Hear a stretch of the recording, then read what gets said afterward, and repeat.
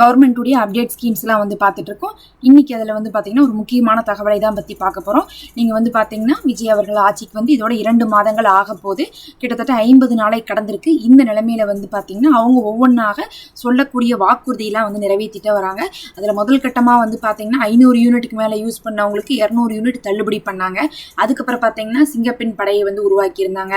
அது இல்லாமல் வந்து பார்த்தீங்கன்னா இப்போ வந்து ரேஷன் பொருட்கள்லாம் வந்து சுத்தமாக கொடுக்க சொல்லி என்ன பண்ணியிருக்காங்க, அறிவுரை கொடுத்துருக்காங்க.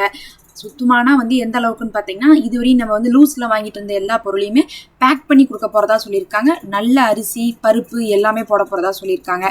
இதெல்லாம் இல்லாமல் வந்து பார்த்தீங்கன்னா இப்போ இந்த மோதிரம் இருக்குது பாருங்க, குழந்தைகள் தாய்மாமன் சீருன்னு சொல்லிட்டு பிறந்த குழந்தைகளுக்கு மோதிரம் கொடுக்கக்கூடிய ஸ்கீமை வந்து இப்போ வந்து இந்த ஜூன் மாதத்துலேருந்து யாரெல்லாம் வந்து பிறக்கிறாங்களோ கவர்மெண்ட் ஹாஸ்பிட்டலில் அவங்களுக்கு என்ன பண்ணுறாங்க, மோதிரம் கொடுக்க ஆரம்பிச்சிட்டாங்க. அப்படிங்கும்போது தங்க மோதிரமே கொடுக்க ஆரம்பிச்சிட்டாங்கன்னா தங்க மோதிரம்லாம் எவ்வளோ, 1 கிராம்னு சொல்லியிருந்தாங்க. அந்த 1 கிராமே 15,000 ரூபா வரும். அப்போ 1 கிராம் 15,000 ரூபாய் மோதிரத்தை வந்து இப்போ கொடுக்க ஆரம்பிச்சிட்டாங்கன்னா கண்டிப்பாக அடுத்தது என்னது, மகளிர் உரிமை தொகை தான். மகளிர் உரிமை தொகை அப்படிங்கிறது 2,500 ரூபா தான். ஏன்னா வந்து முதல்ல ஆட்சியில் வந்து 1000 ரூபா கொடுத்துட்டு இருந்தாங்க. அதுக்கப்புறம் இவங்க நாங்கள் வந்தால் 2,500 ரூபா கொடுப்போம்னு சொல்லியிருந்தாங்க. அப்போ 2,500 ரூபா தான் வந்து மகளிர் உரிமை தொகையே வரப்போகுது. அது வந்து பார்த்தீங்கன்னா எப்போ கொடுப்பீங்க, ஏன்னா இதெல்லாம் கொடுக்குறேன்னு சொல்லிட்டீங்க, அதை எப்போ கொடுப்பீங்கன்னு சொல்லிட்டு என்ன பண்ணியிருந்தாங்க, பத்திரிகையாளர்கள் வந்து கேள்வி எழுப்பியிருந்தாங்க. எப்போன்னு பார்த்தீங்கன்னா இந்த ஜூன் 22க்கு அப்புறம் வந்து விஜய் அவர்களுடைய பிறந்தநாள் வந்தது போது அங்கே வந்து என்ன பண்ணாங்க, மாட்டு பந்தயம்லாம் வச்சுருந்தாங்க. பந்தயத்தின் போது ஒரு அமைச்சர்கிட்ட கேட்டதுக்கு அவர் சொல்லியிருக்காரு, நாங்கள் பட்ஜெட் வந்து கூட்டத்தொடர் வந்து போடுறோம், பட்ஜெட் போட்டதுக்கு பிறகு வந்து என்ன பண்ண போகிறோம், அதை நாங்கள் அறிவிக்க போகிறோம். ஏன்னா மகளிர் உரிமை தொகைக்கு வந்து நாங்கள் நிதி ஒதுக்கணும்னா பட்ஜெட் போட்டதுக்கு பிறகு தான் ஒதுக்க முடியும். அதனால் பட்ஜெட் போட்டதுக்கு பிறகு நாங்கள் வந்து அந்த 2,500 ரூபா கொடுக்க போகிறோம்.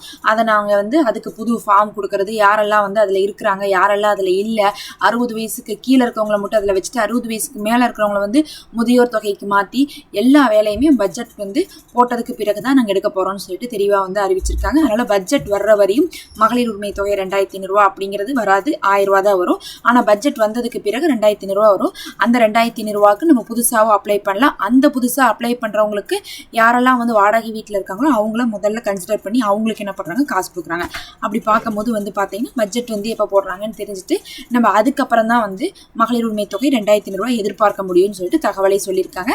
இன்னும் வந்து பிறந்த குழந்தைகளுக்கு, அதாவது கவர்மெண்ட் ஹாஸ்பிட்டலில் தங்க மோதிரம் கொடுக்குறாங்க அப்படின்னு யாராவது தெரியாமல் இருந்தால் அவங்களுக்கு தெரியப்படுத்துங்க. ஏன்னா இப்போ வந்து பிறக்கக்கூடியவங்களுக்கு எல்லாமே கிடைக்குது, ஃப்ரீயாகவே நிறையா வந்து பொருட்கள்லாம் கூட கொடுக்க ஆரம்பிச்சிருக்காங்க. கடந்த ஆட்சியிலையுமே வந்து வந்துச்சு, கிட்டெல்லாம் வந்துச்சு. ஆனால் இந்த தடவை இன்னும் ஜாஸ்தியாக வந்து கொடுத்துருக்காங்க.